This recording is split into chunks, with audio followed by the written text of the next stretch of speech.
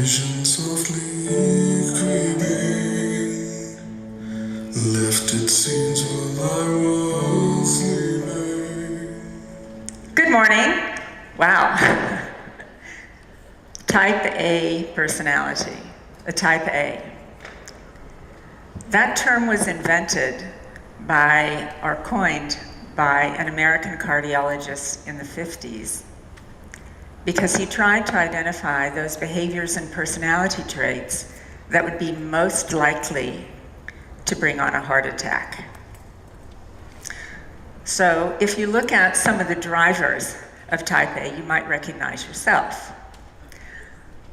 I'm not going to go over all of these, but I happen to fit 14 of the 15. I might share later which one isn't me. So I grew up in a place called Sacramento in California. I was a Lamaki. My parents were in their 40s when I was born. I had a brother and a sister. I have a brother and a sister who are 16 and 18 years older than me, respectively. So I essentially grew up as an only child. My father had something that at the time we didn't know what it was, but I think it's well known now, and that's called PTSD. As a result of that, he couldn't hold down a job. So I went to 13 primary schools, 3 junior schools, and 1 high school. Anything I wanted, I had to earn myself, and I started working when I was 16. When I graduated from high school at 17, I left the house and I moved to Los Angeles. So I'm pretty sure that this type A personality of mine was actually set by the time I was 17. I entered university, and for a 4-year degree, I finished in 3.5 years. Further, I worked 10 part-time jobs while I was at university, so I could have the skills that I felt that I needed as I went out into the world. And when I graduated, well, let me just say the best advice that I got when I was at university was from a cultural anthropology professor who said, allow the laws of hospitality to protect you. And that always really stuck with me. And that really, truly was some of the best advice I've ever had. So when I graduated, I did not want to get married. I did not want to have kids. I did not want to buy a house, nor did I want to save the world. I wanted to see it, and see it I did. And I, to this day, have visited a little more than 100 countries. So when I graduated, I went to work for a consulting firm, which suited me really, really well. The more that I worked, the more I billed, the more money I had to spend on travel.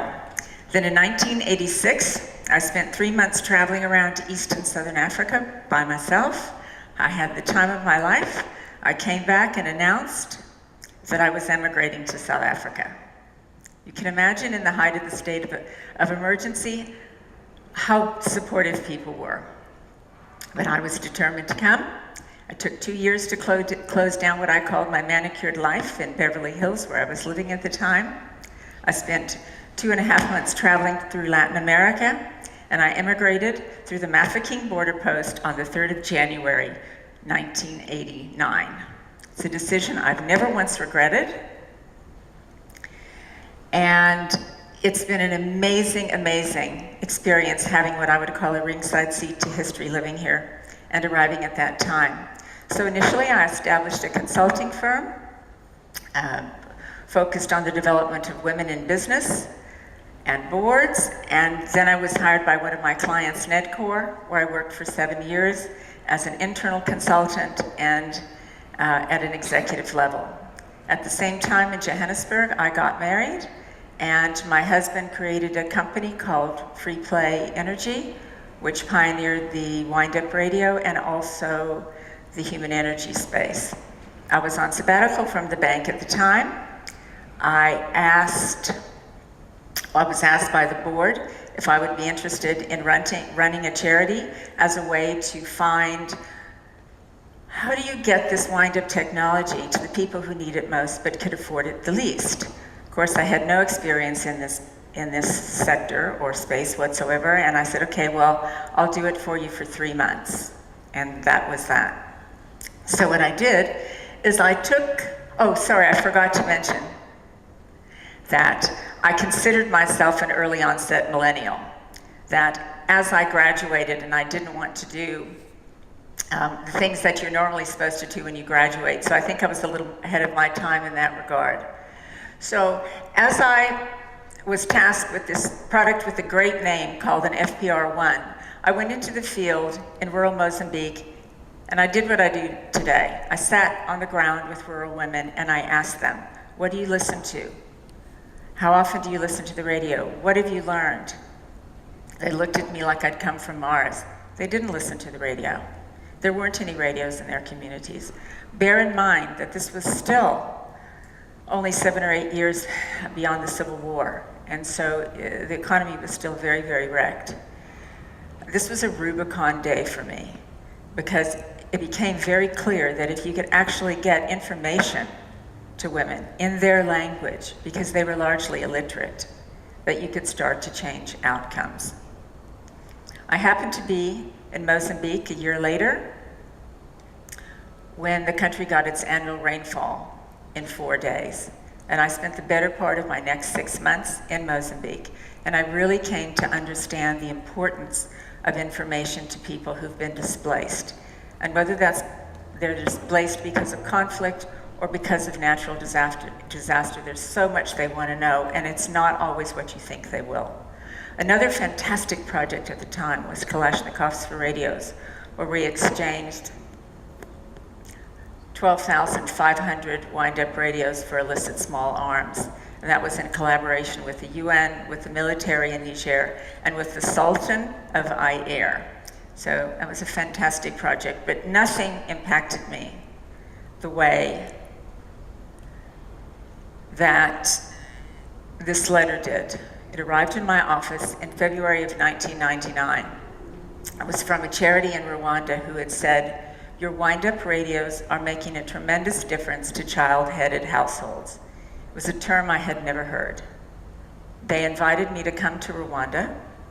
These radios had gotten there because the British government had bought 1,000 of them, and they had intended to use them for old people living in the hills of Croatia during the Balkans War. But the Balkans War ended early. And so, like what often happens, is products get dumped into Africa. So these were dumped into Kigali, but luckily an NGO had the foresight to distribute them to these kids. So I went to Rwanda and nothing prepared me for what I saw. The country on every level was completely wrecked. At that time, there were 101,000 child-headed households living largely in absolute destitution. I had the great privilege of speaking to many of these children, obviously through an interpreter, to find out what a difference these radios were making in their lives. They told me things like they listened all night long, that the voices they trusted were those on the radios. When I asked them what they wanted to listen to the most, what do you think they said? Does anybody have any ideas? Music? Educational programs? No, it was the news. Because they didn't trust the adults around them, so they wanted to know what was going on. That little girl in the corner told me that until she got her radio, she wanted to kill herself because she couldn't imagine that anybody was living like she was. She was living in a very deep rural area, and she said that when she had a radio, then she knew there were other girls like her, and she learned of an association that was making baskets, and she said she felt it saved her life.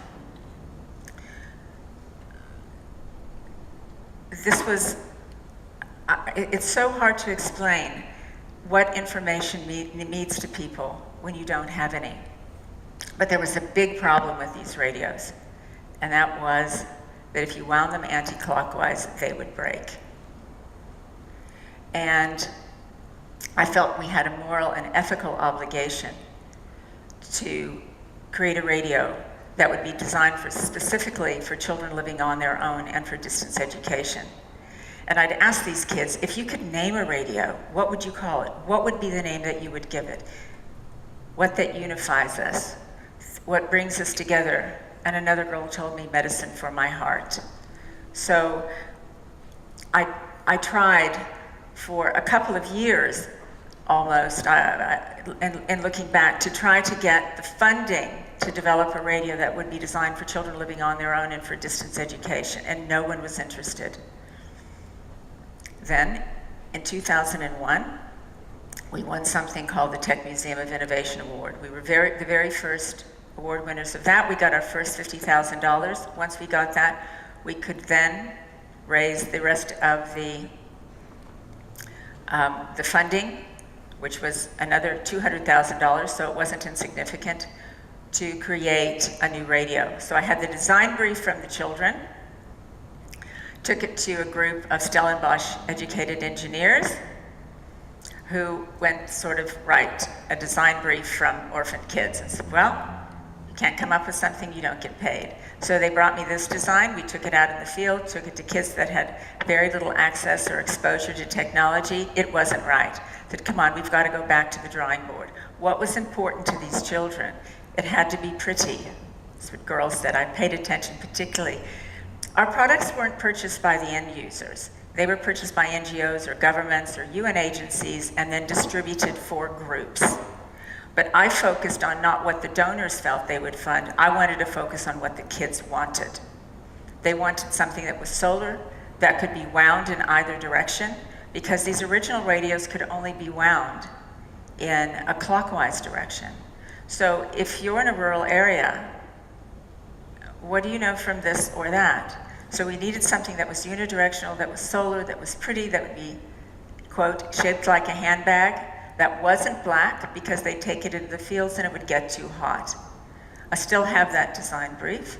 The next prototype that the engineers came up with for me,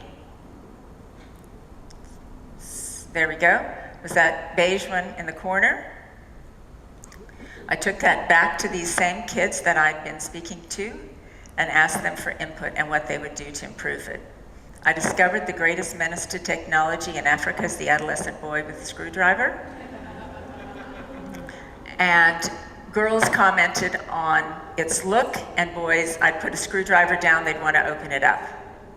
So it was an amazing experience watching these kids with this product and putting it down. And based on their feedback, 32 changes were made, and this radio was created.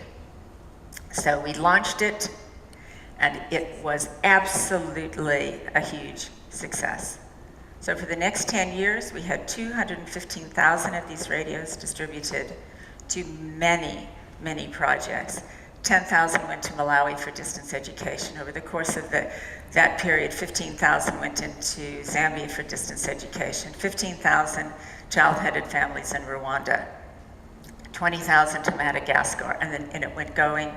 The numbers went on and on. We put 265,000 of another radio into South Sudan prior to the referendum. Also during this time, we had unbelievable amounts of media attention. My husband and I were some of the early fellows of the Schwab Foundation of the World Economic Forum. We had received numerous awards. 2005, I won an award that was given to Bill Gates in 2006. We were made Time Heroes of the Environment. It was absolutely fantastic. In 2008, Free Play the company was sold to an Indian investor. And then on a Friday afternoon, 2 years later, I was in my office. Sorry, I wasn't in my office. I was on holiday. And I got a call from my office that said, the company is moving out. What I came to find out is they had gone into administration, had never said a word to us. This was a company that we'd had a very collaborative and productive relationship for the last dozen years really, but was under new management. I came to find out that in a very short time that not only have they moved out and gone into administration and soon to be liquidation, the $100,000 that they owed us was not coming our way. They also had the tooling for my Lifeline radio, so we had no product. So if it couldn't get any worse, it shortly did, because the company that we had such a great relationship with for all these years had been bought out on something called a pre-pack, which is a financial instrument in the UK where a Hong Kong white goods company had bought the assets from the company. And now this new group was going to be our competition. It was very well financed. We were flat on our keisters. Not only did this happen, but we shared a server with them. So they had all my contacts, all photographs, all of our case stories, all of our research, and we had very little. So it all fell apart, and that started the journey where I fell apart. So instead of getting my board, I had 3 boards together at the time, instead of getting the boards together and the team and other of our stakeholders to try to come together to find a solution, what did I do? I tried to solve everything myself. I tried to keep everybody else calm. I tried to make sure that they were okay. Obviously, I had to retrench some staff. Everybody's problems, I felt like somebody was just... There is a question. Oh. How do you keep your energy up doing all of this? I didn't. I faked it. You became, it's not one crisis that hits you. It's one crisis after another. And especially when you literally a few months earlier had been what you considered very successful on most measures, have this huge, gigantic rug pulled out from you. It is very emotionally, physically, mentally, on every level, exhausting. But the only way that I knew how to cope with any problem was to try to work harder and try to solve it, because I'm in charge. I'm ultimately the one that's responsible. So then you go into this whole thing of what if? How could I have not seen this? How could I have not, the sign was there, or was it there? What if I had done that? What if I didn't do that? Then would this be different now? Also at this time, my mother passed away. I wasn't with her. I was working. Then my 2 cats died. I was an absolute wreck, but I didn't mourn. I didn't grieve them. I just kept working, because that's how I knew to solve a problem. You just worked it out of your system. What was great about this time, though, is that we did have the funding to create new products. So with that funding, we created a for-profit company registered in the UK called Lifeline Technologies Trading, so we could control our products, we could control the design and the manufacture of them. And we launched sorry, can I get back my, oh gosh, sorry. Sorry, we launched these 2 products. One was called a Prime Radio, and the other one a Live Player MP3. And then one day, I decided that I actually couldn't take this anymore. Uh-oh, I'm not quite done yet. What do I do? Can I go on a little bit?